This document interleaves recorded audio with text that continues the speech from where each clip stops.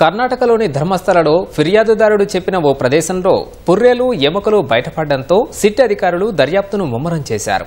అదనంగా సిబ్బందిని యంత్రాలను తెప్పించి తవ్వకాలు చేపట్టారు.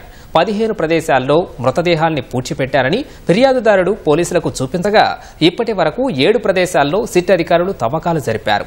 మానవ అస్థిపంజరం పూర్తి స్థాయిలో దొరికితేనే మరణానికి గల కారణాల్ని కనిపెట్టగలమని ఫోరెన్సిక్ నిపుణులు తెలిపారు. దేశవ్యాప్తంగా సంచలనం సృష్టించిన ధర్మస్థల సామూహిక ఖననం కేసును నిగ్గు తేల్చేందుకు సిట్ అధికారులు ప్రయత్నిస్తున్నారు.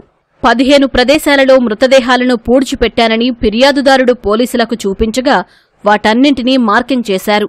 1 నుంచి 5వ పాయింట్లో ఎటువంటి మానవ అవశేషాలు లభించలేదు. అయితే 6వ పాయింట్లో జరిపిన తవ్వకాల్లో మాత్రం పుర్రెలు, ఎముకలు బయటపడ్డాయి. ఫలితంగా సిట్ అధికారులు తవ్వకాలను విస్తృతం చేశారు. తవ్వకాల కోసం అదనంగా కార్మికులను, యంత్రాలను తెప్పించారు. తాజాగా 7వ పాయింట్లో తవ్వకాలు జరిపారు. ఫోరెన్సిక్ ఫలితాలను బట్టి తదుపరి చర్యలు తీసుకుంటామని పోలీసులు తెలిపారు. మరణాలకు గల కారణాలను తేల్చడానికి పూర్తి అస్థిపంజరం అవసరమని మంగళూరులోని ఫోరెన్సిక్ నిపుణులు తెలిపారు.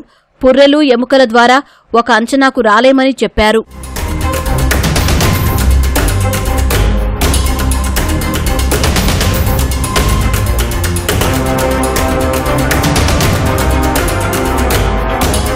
పాయింట్ 6లో అస్థిపంజర అవశేషాలు, ఎముకలు బయటపడడంతో పోలీసులు భద్రతను పెంచారు.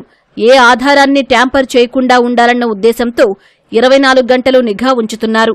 మరోవైపు ఈ వ్యవహారంపై ధర్మస్థల గ్రామ పంచాయతీ వివరణ ఇచ్చింది. 1995 నుంచి ఇప్పటి వరకు ఎవరూ క్లెయిమ్ చేయని లేదా గుర్తుపట్టలేని విధంగా ఉన్న 200 మృతదేహాలను ఖననం చేశామని తెలిపింది. శ్మశానవాటిక లేని కారణంగా మృతదేహాలను నేత్రావతి నది ఒడ్డున, అడవుల్లో, ప్రభుత్వ భూముల్లో ఖననం చేశామని వెల్లడించింది.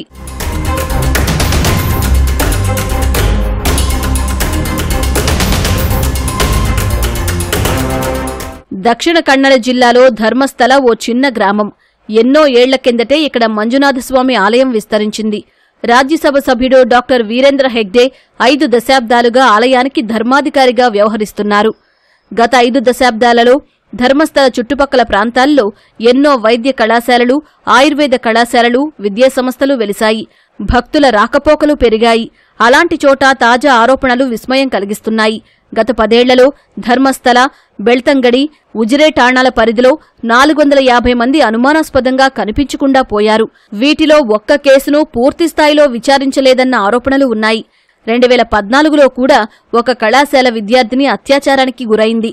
స్థానిక మోతుబరి కుటుంబానికి చెందిన వారు సామూహిక అత్యాచారానికి పాల్పడి హత్య చేశారని ఆమె కుటుంబ సభ్యులు పలు ప్రజా సంఘాలతో కలిసి అప్పట్లోనే ఆందోళనలు చేశారు. ధర్మస్థల పరిధిలో పారిశుద్ధ్య కార్మికుడిగా పనిచేసిన ఒక వ్యక్తి దక్షిణ కన్నడ జిల్లా ఎస్పీ అరుణ్కు ఇటీవల ఒక లేఖ రాశారు.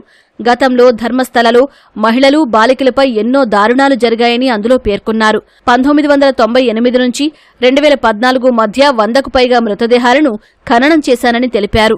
తమ కుటుంబానికి చెందిన యువతిపై అనుచితంగా ప్రవర్తించడంతో తాము దూరంగా వెళ్లిపోయామని చెప్పారు. తనకు రక్షణ కల్పిస్తే నాటి ఘటనలను బయటపెడతానని తెలిపారు. ఇది దేశవ్యాప్తంగా సంచలనంగా మారింది. దీంతో పోలీసులు తొలుత ధర్మస్థలలో కేసు నమోదు చేశారు. సమగ్ర దర్యాప్తునకు వివిధ సంఘాలు, స్థానికులు డిమాండ్ చేయడంతో కర్ణాటక ప్రభుత్వం సిట్ను ఏర్పాటు చేసింది.